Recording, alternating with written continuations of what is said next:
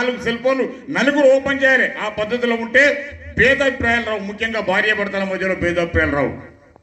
మీరు చక్కగా గమనించాలి, మీరు నేర్చుకోవాలని చెప్పి తెలియజేస్తూ మరి అదే పద్ధతిలో మీరు ముందుకెళ్ళాలని తెలియజేస్తూ సెల్ ఫోన్ను మరి కొంచెం అవాయిడ్ చేయాలి, మన పిల్లలు కూడా దూరం పెట్టాలని తెలియజేస్తూ మరి సైబర్ నేరాలు ఇందాక చెప్పిండు మన సార్ చెప్పిండు సైబర్ నేరాలు సరే ఇప్పుడు గంజాయి అనేది భయంకరంగా పెరిగిపోయింది. ఎట్లా పెరిగిపోయింది అంటే గంజాయి ఒకసారి ఇప్పుడు బాపు చెప్పిండు ఒక ముచ్చట. ఇప్పుడు మనకు అక్కడ బ్రాండ్ షాప్ ఉన్నది రోడ్డు మీద, ఆ బ్రాండ్ షాప్ పోయి మందు తాగుతాం. సార్ చెప్పిండు తాగంగా వాళ్ళు వద్దంటలేరు, కానీ తాగడానికి ఒక పద్ధతి ఉంటుంది. మనం అందరం ఇల్లు కట్టుకున్నాం, మన అందరికి ఇళ్ళలో బాత్రూమ్ ఉంటుంది. రోడ్డు మీద తానే తూకుంటారు, వాళ్ళు ఊకుంటారా? అగో నేను బట్టలు ఇప్పి నానే తాను చేస్తానగా నాకు చెట్టు ఉన్నది అని నేను ఊకుంటారా? ఆ ఇంట్లో అంగబట్టి కూర్చోరు, అవునా కాదు? అదేవిధంగా చట్టం అంటూ మనకు ఉన్నది మనం రక్షించడానికి. కాబట్టి నువ్వు తాగని నివలద్దంటలేరు. ఇంటికి తెచ్చుకో, మంచిగా ఆమ్లెట్ ఎత్తుంది, చికెన్ ఫ్రై చేస్తుంది, మంచి కడుపు నిండా తాగు, చల్లగా వండుకో. రాత్రిపూట నీకు దూపోయి తావా నీళ్ల బాటలు పెడుతుంది మంచిగా. ఆన్నే తాగాలి, లేదు అక్కడ తాగాలి, ఆన్నే తాగాలి, ఆన్నే ఇడవాలి, ఆన్నే పోయాలి, అప్పుడు ఇంటికి రావాలి. కాబట్టి దయచేసి తాగంగా ఇవ్వలేదండి. కానీ దానికి దీనికి డిఫరెంట్ ఉన్నది. ఇప్పుడు అది తాగితే 1 గంట 2 గంటల పూట బయటికి వెళ్ళిపోతుంది. ఈ గంజాయి అనే మహమ్మారి ఒకవేళ సేవిస్తే 48 అవర్స్ 48 గంటలు అది మన శరీరంలో ఉంటుంది. అది మన శరీరంలో ఉంటూ ఏం చేస్తుంది తెలుసా? అది ఫస్ట్ మన నరాల వ్యవస్థ మీద దెబ్బతీస్తుంది. అది మన ఎంట్రీ కాగానే, ఇప్పుడు మన పిల్లలు యువకులు చాలా మంది తాగుతున్నారు, అది ఎంట్రీ కాగానే నరాల వ్యవస్థ దెబ్బతీయగానే మన శరీరంలో ప్రతి అవయవానికి నరం ద్వారా బ్లడ్ సర్క్యులేషన్ అయితే ఉంటుంది. మరి ఆ బ్లడ్ సర్క్యులేషన్ అయినప్పుడే మన మెదడు కానీ, మన హార్ట్ కానీ, మన లివర్ కానీ, మన కిడ్నీ కానీ అన్ని పని చేస్తూ ఉంటాయి. మరి ఈ నరాలు సన్నగిలిపోయిన తర్వాత ఇప్పుడు కరెంటు వ్యాలీది అయిపోయిన తర్వాత మన ఇంట్లో కరెంట్ ఎట్లా వెళ్తుంది? సబ్ స్టేషన్ రావాలి కరెంట్ అక్కడి నుంచి అంచెలు రాంగ ఏనన్నా వైర్ తెగిందనుకో ఆ కరెంటులో తిరుగుతూ ఉంటాం. ఎటు వేయండు కరెంట్ పోయింది, ఆ మధ్యలో వైర్ దగ్గర ముచ్చడం ఆనికి వరకు. కాబట్టి ఈ నరాల వ్యవస్థ సన్నగిలిపోతుంది. ఈ నరాల వ్యవస్థ సన్నగిలిపోతేనే మన శరీరంలో అవయవానికి మరి సప్లై బంద్ అయిపోతుంది. అప్పుడు ఏమవుతుంది? రోగ నిరోధక శక్తి తగ్గిపోతుంది, వెంటనే నీళ్ళపట రోగాలు పెరిగిపోతాయి. అప్పుడు సాగుకు దగ్గర అవుతూ ఉంటాం.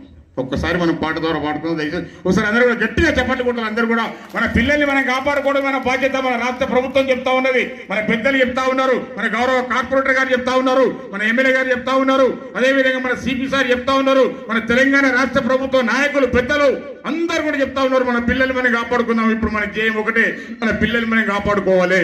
మన రాష్ట్ర ప్రభుత్వం యొక్క మొట్టమొదటి మాట ఏం తెలుసా? ఇప్పుడు మన పిల్లలు పెడదోన పడతా ఉన్నారు, గంజాయి బారిన పడి ప్రాణాలు కోల్పోతా ఉన్నారు, రోడ్ల మీద పడి ప్రాణాలు కోల్పోతా ఉన్నారు. మన పిల్లల్ని మనం కాపాడుకోవడమే మొట్టమొదటి మన కర్తవ్యం అని చెప్పి మరి ఈ పని గురించి చాలా మంది IPS IAS లను వెచ్చించి మరి చాలా దగ్గర మరి అవేర్నెస్ కార్యక్రమాలు పెడుతూ పనిచేస్తా ఉన్నారు. ఒకసారి మనం అదేవిధంగా ఈ గంజాయి గురించి పాట పాడుకున్నాం. గంజాయి జోలికి మీరు పోవద్దన్నా,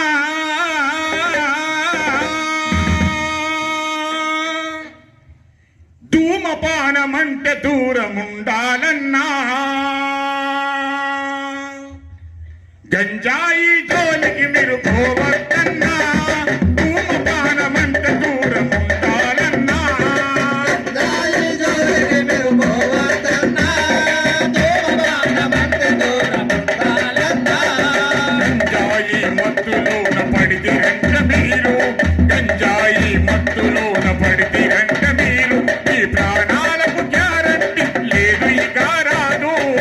గంజాయి జోలికి మీరు పోవద్దన్నా, ధూమపానమంటే దూరముండాలన్నా, గంజాయి జోలికి మీరు పోవద్దన్నా, ధూమపానమంటే దూరముండాలన్నా, గంజాయిని సేవిస్తే బతుకు గంటమవుతుంది, నీ ఒంట్లో నరాలు నీ ఆధీనము కోల్పోతాయి, కోల్పోతావు.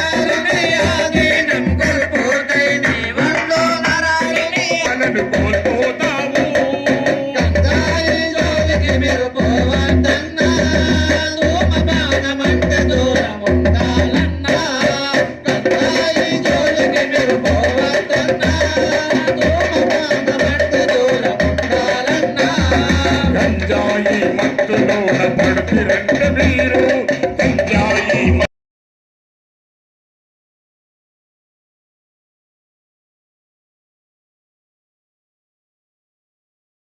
నైపుణ్యాన్ని గుర్తించి గౌరవ సిపి గారు ఒక బృందంగా ఏర్పాటు చేసి మనకు ఎక్కువ పాటల రూపకంగా ఏదైనా ప్రోగ్రాం చేస్తే ఎక్కువ గుర్తుపడతారన్న ఉద్దేశంతో ఇట్లాంటి కార్యక్రమాలు మన దగ్గర చేస్తున్నాం. మన దగ్గరే కాదు, మన కమిషనరేట్ 44 మండలాల పరిధిలో మంచిర్యాల జిల్లా, పెద్దపల్లి జిల్లా మొత్తం కూడా అన్ని మండలాలలో ప్రతి నెల కనీసం ఒక 10 నుంచి 15 ప్రోగ్రామ్స్ వీళ్ళు ఈరోజు చేసిరంటే మళ్ళీ రేపు రెస్ట్, ఎల్లుండి మళ్ళీ ఒక ప్రోగ్రాం ఏదో ఒక మండలంలో ఇట్లాంటి ప్రోగ్రామ్ చేసుకుంటూ పోతాం. అదేవిధంగా తల్లిదండ్రులు కొడుకుల మధ్య ఉన్న సంబంధం ఎట్లుంటుంది, తర్వాత భార్య భర్తలు. ఈరోజు భార్య పనిచేసినా భర్త పనిచేసినా తాగి వస్తే ఆ కుటుంబం ఎట్లా ఇబ్బంది పడుతున్నది, ఒక భర్త తాగి ఉన్నాడు అంటే, లేకపోతే ఒక భార్య ఏదన్నా పొరపాటు పనులు చేస్తే ఏ విధంగా ఇబ్బంది పడుతున్నారు.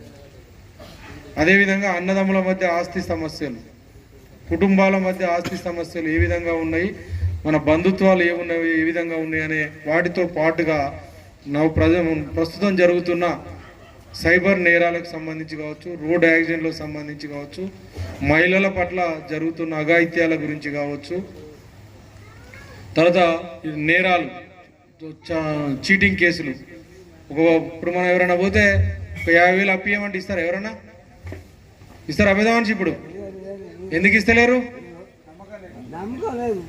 ఇప్పుడు ఏంటంటే తీసుకుపోయినప్పుడు మంచిగా నలుగురికి ఎవరికి తెలియకుండా 4 గోడల మధ్యలో కత్తాడు, అన్న అంటాడు, కాలు ముక్తాడు, దండం పెడతాడు, అయ్యా అంటాడు, తీసుకొని పోతాడు. 1,00,000 రూపాయలు తీసుకొని పోతాడు. మళ్ళీ కట్టేటప్పుడు 40 మంది కూర్చొని పంచాయతీ చేసినా కూడా మళ్ళా ఆ డబ్బులు కట్టే పరిస్థితి లేదు. అట్లాంటి సందర్భాల్లో ఇవన్నీ కూడా సంబంధాలు ఏ విధంగా చెడిపోతున్నాయి, ఏ విధంగా మోసాలు చేస్తున్నారు అనే దానిపైన మన కళా బృందం తరఫున చెప్పడం జరిగింది. అదేవిధంగా నేను ఎక్కువ దాని గురించి మన వాళ్ళు ఆల్రెడీ మిత్రులు చెప్పిండ్రు. దానికంటే ముఖ్యంగా గాంజా. మనకు ఈ మధ్య జరుగుతున్న అతిపెద్ద సమస్యల్లో ఒకటి ఏంటంటే గాంజా. మనము ఇక్కడ కూర్చున్నారు, యూత్ పిల్లలు చాలా, ఇక్కడ మన ఏరియాలో చాలామంది యువకులు ఉన్నారు. ఎప్పుడో మన గంగానగర్ రోడ్డు దాటి అటు పోతే అంతా కూడా చెట్లు, ఆ చెట్లలో పోతారు, సిగరెట్ అందుకుంటారు, తాగుతారు, వస్తాను. మరి ఆ సిగరెట్ మంచిదా చెడ్డదా, గాంజాదా ఏందా అన్నది ఇంటికి వచ్చిన తర్వాత అతని యొక్క ప్రవర్తనను చూస్తే మనకు అర్థమవుతా ఉంటుంది. కాబట్టి మీకు ఎవరికైనా ఏ కొంచెం అనుమానం వచ్చినా, ఏ కొద్దిగా ఎవరన్నా పిల్లలు తాగుతారన్నా ఖచ్చితంగా వాళ్ళకి కౌన్సిలింగ్ చేయడం జరుగుతుంది. అదేవిధంగా తాగుడుకు అలవాటు పడ్డ వ్యక్తికి కూడా ఎవరైనా తాగి అలవాటు పడి మార్చుకోలేకపోతున్నాడు అంటే కూడా మన గవర్నమెంట్ హాస్పిటల్లో ఈ గాంజాకు సంబంధించి లేకపోతే తాగుడుకు సంబంధించి ఒక రీహాబిలిటేషన్ సెంటర్, కౌన్సిలింగ్ సెంటరు ఏర్పాటు చేయడం జరిగింది.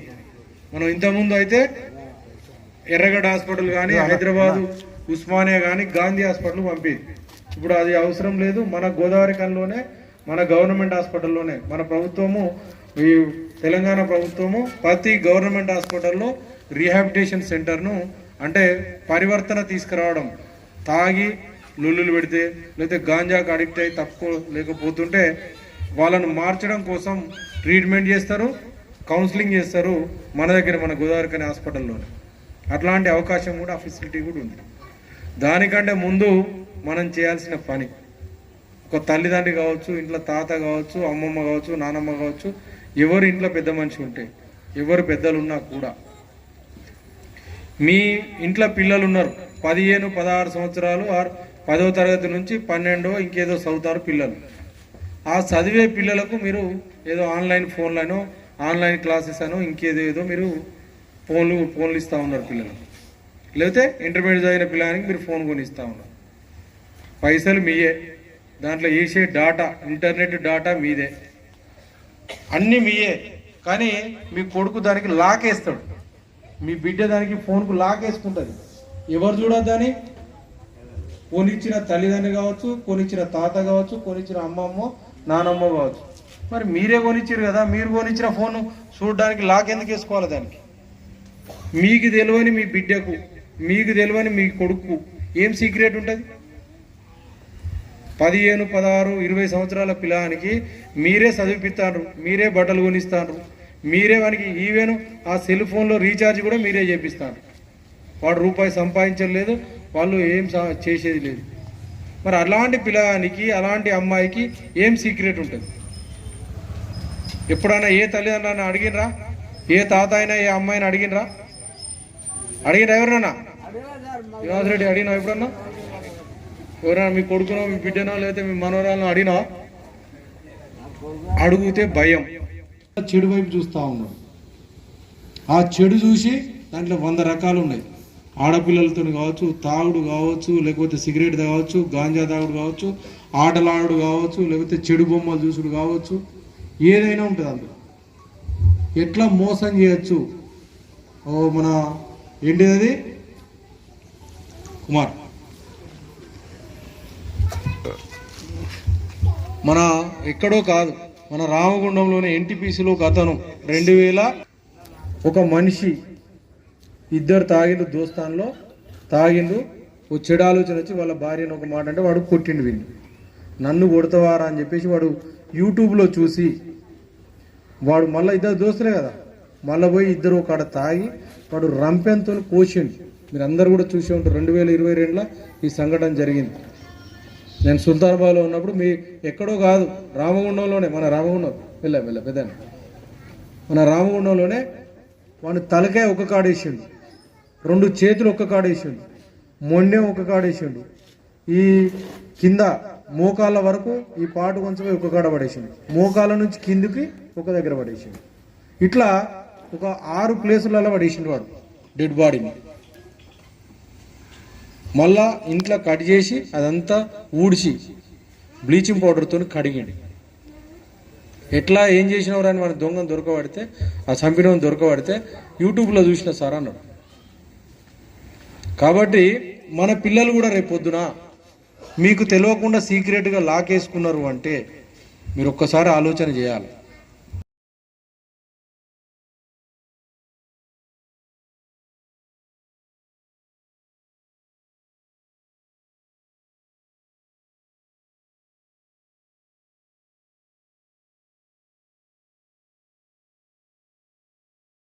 దొరకని రైతు బిడ్డడు వండు దండలో మన మాడిన తిండికి దొరకని రైతు బిడ్డడు, తిండికి దొరకని రైతు బిడ్డడు, తిండికి దొరకని రైతు బిడ్డడు. భాగ్య బిడ్డలను వెంట పెట్టుగా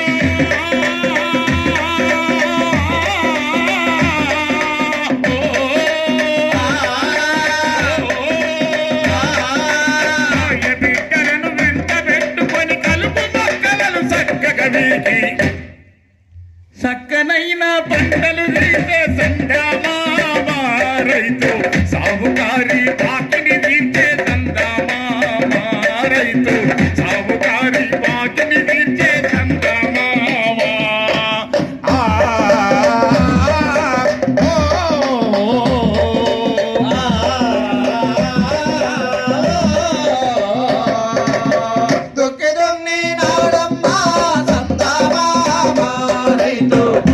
నాడే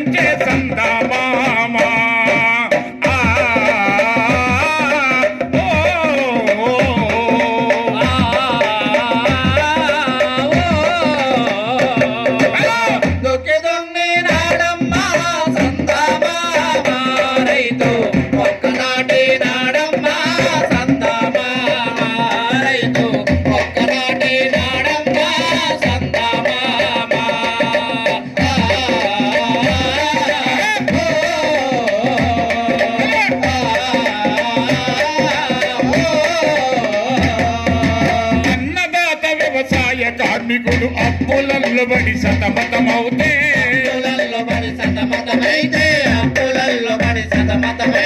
అన్నదాత వ్యవసాయ కార్మికుడు అప్పులల్లో పడి సతమతమవుతే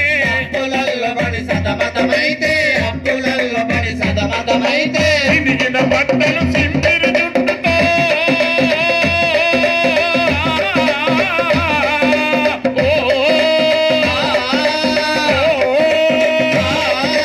చినిగిన బట్టలు సింపిరి జుట్టుతో ఈసడించుకొని తీటుకుపోయి మేలు రకములు అమ్ముతాడమ్మ సందామా రైతు తాను రకములు తింటాడమ్మ సందామా రైతు తాను రకములు తింటాడమ్మ సందామా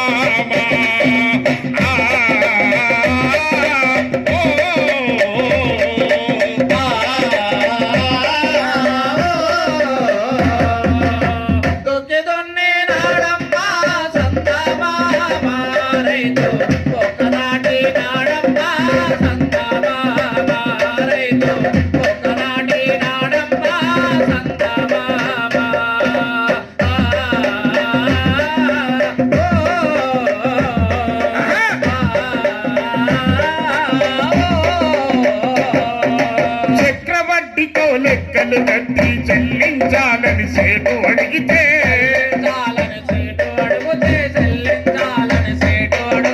చక్రవడ్డీతో లెక్కలు కట్టి చెల్లించాలని సేటు అడిగితే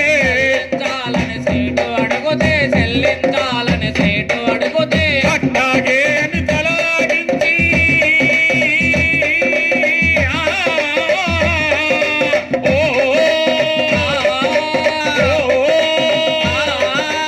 అట్టాగే అని తలాడించి 6 నెలలు గడువిమ్మని కోరే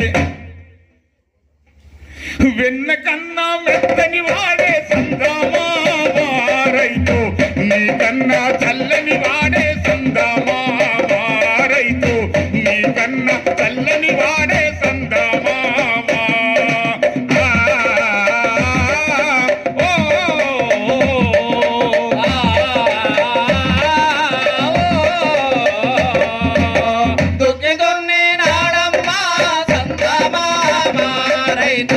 ఒక్కనాటి నాడ